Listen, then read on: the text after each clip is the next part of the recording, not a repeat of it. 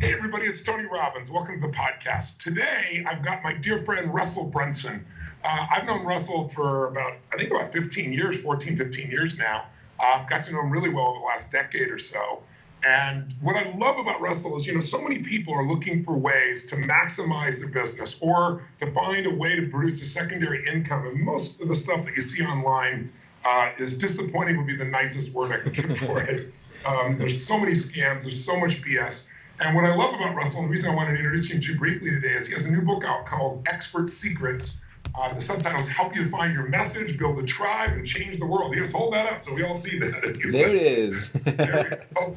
And it just, what I love about Russell is just, he's the real thing. He's got real integrity. So Russell, before we go into some questions about the book, maybe for my audience here who's looking to figure out how to maximize their business, most of my audience is somebody who owns a business and want to take it to the next level. And then there's other people that, operate, they work for somebody else, but they might be able to create a secondary income on the side, but they don't want the typical scam that, obviously doesn't add value. My philosophy, and I know you live by the same thing, is the secret to success in business is do more for others than anybody else is doing, add more value, not the value you want to give, the value they really need. Why don't you share with my audience a little bit here about how you got started in this business and a little bit of your approach to it, how it differs from so many other people out there? Yeah, so I actually got started in this business, man, it feels like yesterday, but it's been, 10, 15 years now. And it's funny because I was the same way a lot of people were. I didn't know a lot about business. I was trying different things and learning from different mentors. And one of the very first things I ever created, in fact, I sent you the first one I made actually, was a potato gun. And we were making those for fun. And we had so much fun making potato guns and shooting them and having just like the time of our life. And then one day I had the idea, I wonder if anyone else besides me is interested in information about potato guns. And there was nobody else selling any plans or DVDs or anything. And so I thought, there's my first opportunity. I'm going to become a potato gun expert. And we went and made a potato gun DVD. My friend and I recorded it, put it online, and started selling it. And it never made me rich, but it was the first thing I sold online. We started making $20 or $30 a day. And it was like the coolest thing in the world. And to see people take what you knew and actually do something with it. And that's, for me, is how it began. And then obviously I didn't want my rest of my life to be known as a potato gun expert. As much fun as that is, and I'm still into that business or into that hobby. But that's how it kind of began. And then I started branching out, and kind of my next steps, I started finding other people who were really good. And I was like, man, these, one of my friends, I don't know if you know Howard Berg, world's fastest reader. We partnered with him, and I was like, you're the world's fastest. Let's create information selling what you do. And we did projects together selling his information and other people's. And I started getting obsessed with helping other people to take what they knew and what they were good at and put it out there and sell it. And it just became a passion, a hobby of mine. And then now in the most recent years, obviously we've been teaching a lot of people doing that. We've got software that helps people with it, but that's kind of the backstory. Well, you've grown so massively. Haven't you serviced almost 1 million business owners over the last 10 years? Yeah, we've been over that now. Yeah. That's amazing. And then you've created ClickFunnels. We'll talk about it as well. But tell me about how do you differentiate yourself from so many people online? Everybody on the line jumps online. Everybody's got some hook that they're trying to use to sell somebody something. You've really differentiated yourself, I've found, over the years. What do you think has separated you from the others? It's a lot what you mentioned earlier. We've talked privately about this as well. I think a lot of people get into business initially because they want to make money, which is a good thing. That's what usually spurs entrepreneurship. But for me, what I found, I talk about this actually in the very first section of the book to kind of give people context, because I know sometimes people feel guilty about that as well. But I know for me, I was learning, I was growing, and there came a point in my life where no matter how much I kept learning, eventually you kind of stop. It's hard to keep progressing just by learning itself. And I had some big wins, I had successes, and it was I love celebrating them. And then the first time I started helping other people, I was like, hey, I'm gonna this stuff I've learned, let me help you with it. And I'd help people, and they'd see their success. And I'm sure you're the same way. When you see someone else have success, it is a million times cooler than your own success. And for me, I got addicted to that. I'm like, okay, that was awesome. Who else can help, and how else can I help? And my whole focus shifted from how do I start a business, make money, to these people have messages. They've got things that they know that they can change other people's lives. And I might not be the world's fastest reader. I might not be someone who's good at personal development or finance or any of those things. I might not be the best at it. But if I can, my gifts, my tools, if I can help them to get their message out, man, how many more people can we impact? And so that's why I love working with entrepreneurs, because it's one entrepreneur can change hundreds or thousands or tens of thousands of people's lives, and it's so much fun. What's been one of the biggest campaigns that you've run to give people a sense of what the economic opportunity is. And then I want to follow up and get into a little bit about the different types of expert businesses. But tell us the story of what's been one of the big surprises. I know the potato gun's where you started, but what were the big hits you got? What kind of return did you get? Just to give people a sense of what's possible. And I remember you telling me how crazy you were over several of these stories. Well, give me one. So many cool ones. So I'll share one of my favorite. They're a younger couple. They are, I think, 22, 23. They just got married, Brandon and Caitlin. In fact, when you spoke at our event, she was the one that had the Prada purse that you kind of teased. Yes, I remember that, yes. So she's the coolest couple, the newlywed couple. And the first time they met me, they messaged me and they're like, we're completely broke. We have nothing. Someday we're going to be a success story. And I was like, all right, cool. And then a year later, they came to our event and they came up to me and they're like, hey, right now we're doing, I think it was 80 grand a month right now, helping women to transform their bodies through weight loss. And I was like, that's cool. And then they started going deeper and deeper into this. And one of my favorite things is they did a Facebook Live 2 months ago, following kind of the process we teach in this book. They did the Facebook Live and went live. And two things. Number one, that Facebook Live they did, they sold over $1 million worth of products, 22, 23-year-old couple. But number two, right now they're adding 500 women a day are coming into their programs, and they're taking these women's lives and radically transforming them. And the case studies are just insane. So for me, it's like the money's cool because us entrepreneurs want to know that, but like 500 women a day, every single day, are coming in like clockwork into their programs, and they're having this huge impact on people's health that it's like the coolest thing in the world to watch and to see. Well, the crazy thing is so many people have beautiful ideas. I knew early in my career, my biggest thing was I had these skills, these abilities, and talents, certain things, God gives you, and certain things you develop along the way. But I realized my ideas were going to die on my lips unless I learned how to market. I was not going to change millions of people's lives unless I could figure out how to do that as well. And, mine was so much trial and error, and there was no internet per se. That's what H&I am. So let's talk about the things that you've learned now. In your book, you talk about the two types of kind of expert businesses. The people don't want to be an expert also, but just want to grow their company. How would this work for them as well? So maybe you can give us those differentiations so that people have an understanding of how to kind of look at this. Yeah, definitely. So the first kind of expert business is one I think people are familiar with is, I look at you like you are the king of this, right? Like they're doing books and seminars and like positioning yourself as an expert. And that's like a big piece of this, which is really, really cool. And I think anybody who's got any kind of talent or specialized knowledge or something they're passionate about can do that kind of business. And you can make great money, you can serve people. But I know there's a lot of people that come to my world that are like, well, Russell, I don't want to do that. Like I own a software company or supplement company, or I'm a chiropractor, or whatever those things might be. And it's interesting, like when I launched our software company, ClickFunnels, like it's a boring software company, and we're competing against other boring software companies. And but I was able to take all these principles we teach in here and kind of attach like a person to a software company. And we took it from no members to right now. Actually, today we passed 40,000 active members inside of ClickFunnels. I think one of the fastest growing non-VC backed startups in the world. And it's because these principles, like you take it and it takes any kind of business and lights it on fire. I've got a friend, Drew Canoli, who's got a supplement business, and he's selling green drinks. And it's like, that's a good business, but as soon as he took his personality and he followed the principles in the book and he wrapped it around it, it took off. And I'm not privy to share their numbers, but multiple seven figures year one out of the gate because of it. And like any business that you wrap that in fact, I've got a friend who's a financial planner, and there's how many financial planners in Boise, Idaho, where I'm at? There's 1,000 of them here. But people come and they will fly over like 30 states to get to him. They'll pay him 10 times more, and he does the exact same thing because he's positioned himself as this expert. And we understand that it's like, man, like you can charge more. You're no longer a commodity. People will come to you. You can serve people at a higher level. Like so many cool things come when you understand how to wrap these principles into any type of business. It doesn't just have to be an expert business. Yeah. And I think, positioning as an expert, one of the things I love about what you do is you make sure the person is an expert. So, we use the word positioning. Positioning is part of marketing, but you really got to make sure you've got the content to deliver. And I think most people have it. They just don't know how to present it, like you said, in a structure and a style where they're able to build a brand, because that's how I built my brand. I built my brand by showing people I could deliver a result that no one else had delivered. And if you do that over and over again, you build your brand. So tell me, what's the pattern that you started to discover? You talk about this in the book, that every mass movement really starts with, I think it was 3 patterns, if I remember correctly. Yeah, it's cool because when I was creating this book, and I'm just like you, like I learned this from you. I model everyone, right? So I'm like, okay, I'm building a software company. Who do I model? Who are the best out there? And I was looking at everything. Initially started with business. I look at like Apple and Steve Jobs. I'm like, what did he do? And I started looking at like Tesla and Elon Musk. And then I started taking a step back and I looked at politics and like, Like, what are the people that are winning doing versus the people that are losing? And then took another step back and I started studying everything from the really negative, like cults and how do they work, and then religion and everything in between. And it was cool.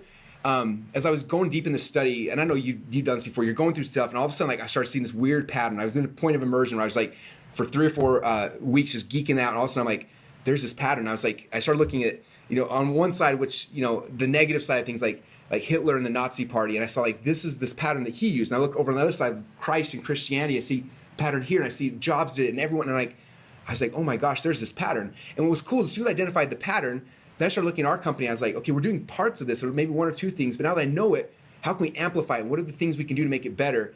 And so we started doing all those pieces, and then and we test them, and then we'd see what would happen. So the book's kind of cool because it gives you, and I'll show you in a second, it shows you the strategy. Here's the 3 things they all have, and then it shows, here's the practical application that what we did inside ClickFunnels. We did these 4 things, and that's what got us from 20,000 members to 30,000 within like a 3-month period of time. What are those things? And so I'll show you guys. In my books, I'm a big doodler because that's how my brain works.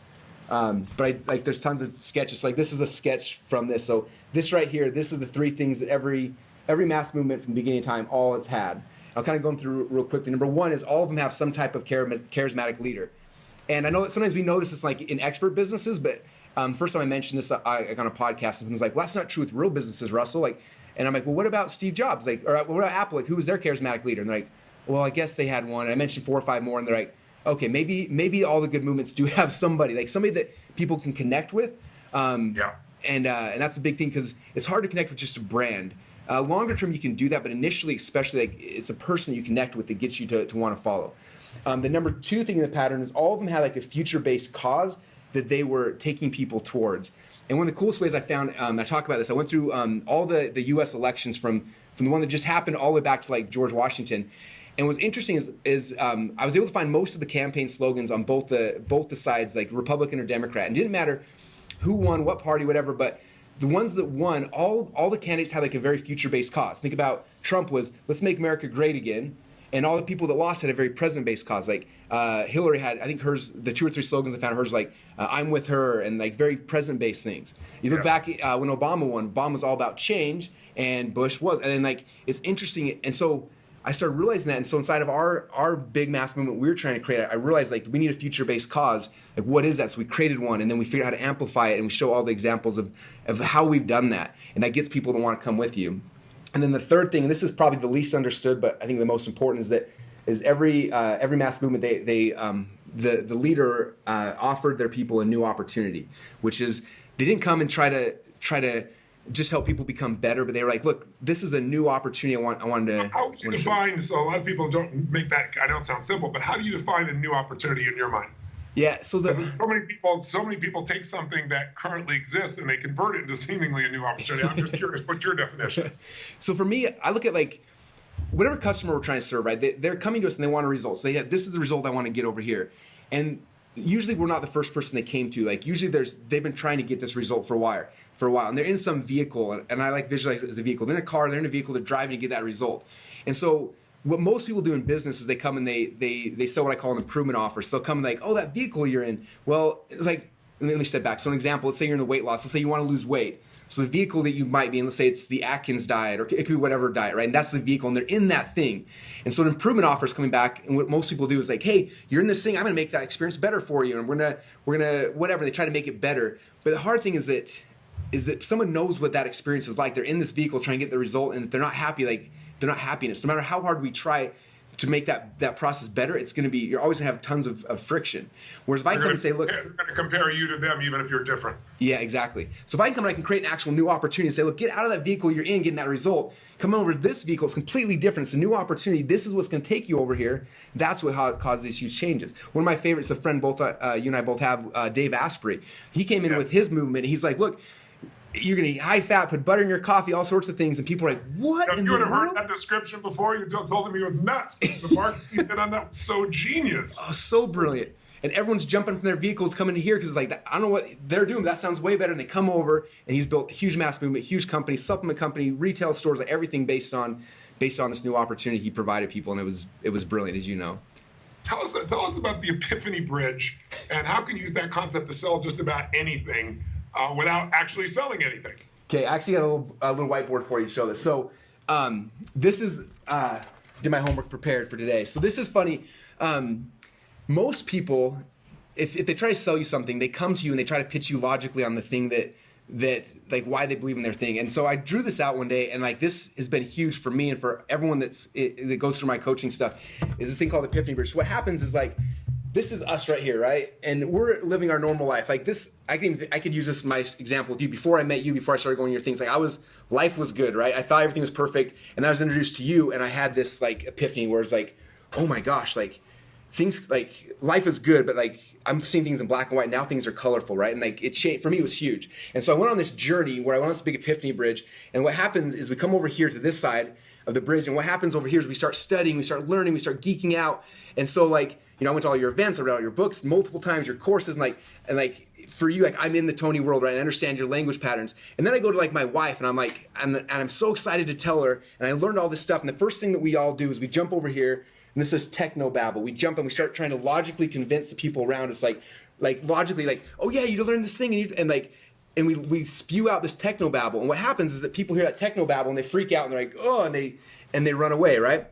And what we kind of figured out is the reason why, like, and this is true in any business, right? The reason why everyone listening is the reason why you do what you do is something happened. You were living a normal life. Something happened that gave you this epiphany, like, wow, and it changed your perspective and your mindset. You went on this journey, you geeked out, you logically started convincing yourself of it, and then when you try to share it with others, that's when the issues happen. So what we have to do, if we want to sell somebody something, we have to come back to this thing. We have to remember, like, what was the emotional experience that we had that gave us that big epiphany? And if you understand that emotional experience, then that's how you sell someone. I come back and I tell a story, and when I tell that story, then my goal is to get people to have the same epiphany that I had. If they have that epiphany, then I don't have to sell them anything. They have that epiphany, like, wow, that's true. And then they'll go sell themselves logically all day long.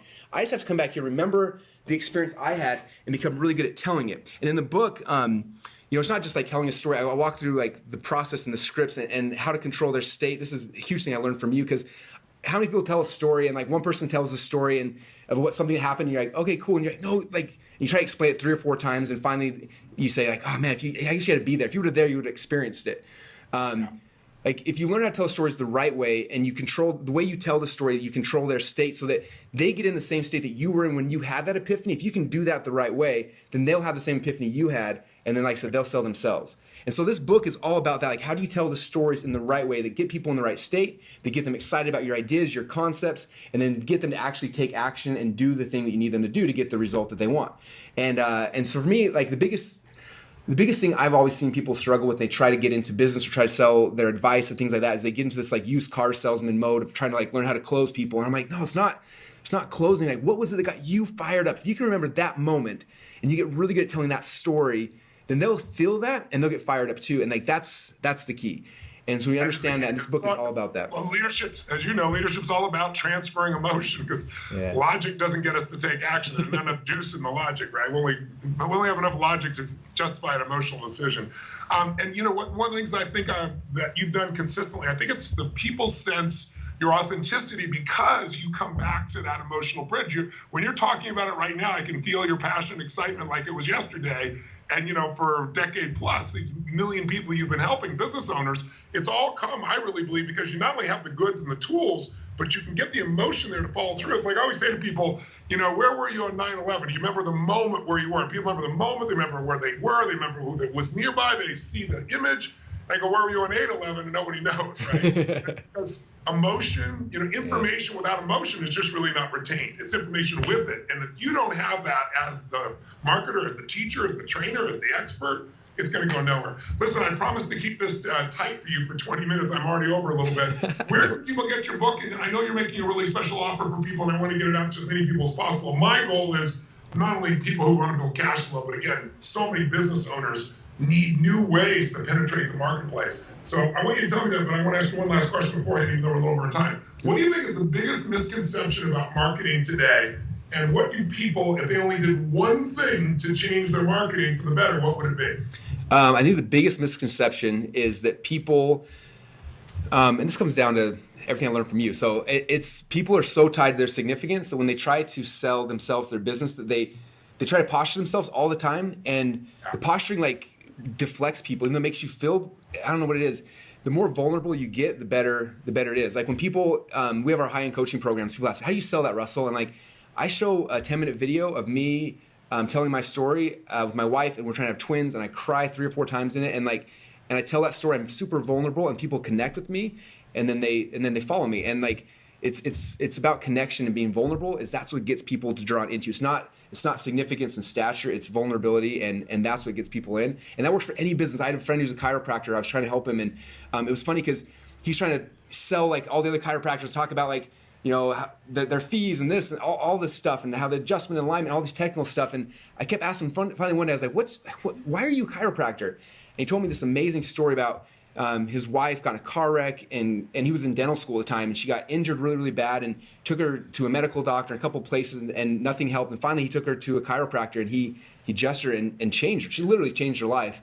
And he loved it so much he dropped out of dental school, and then he went and he became a chiropractor. Now he just loves it. And so we got a video of him telling that story, that emotion. I got chills just telling it again. Told that story, put it on Facebook, and his practice that was struggling as he was trying to be a salesperson blew up overnight as he started sharing his story and becoming vulnerable with people. And I think that that's the future of marketing. Like, it used to be slick sales letters, good copy, all that kind of stuff.